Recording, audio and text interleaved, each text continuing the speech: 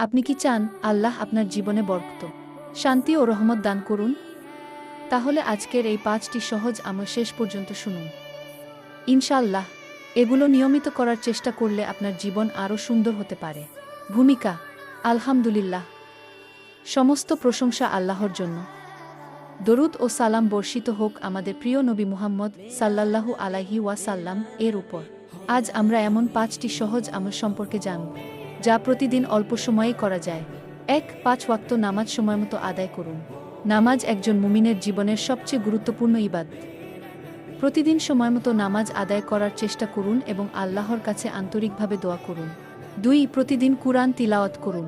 প্রতিদিন অল্প হলেও কুরআন তিলাওয়াত করুন এবং অর্থ বোঝার চেষ্টা করুন। কুরআন মানুষের জন্য হিদায়াত ও উপদেশ। 3. বেশি বেশি ইস্তিগফার করুন। দিনে বহুবার বলুন আস্তাগফিরুল্লাহ কু। আল্লাহর কাছে ক্ষমা চাইতে থাকুন। একজন মুমিনের জন্য তাওবা ও ইস্তিগফার অত্যন্ত গুরুত্বপূর্ণ।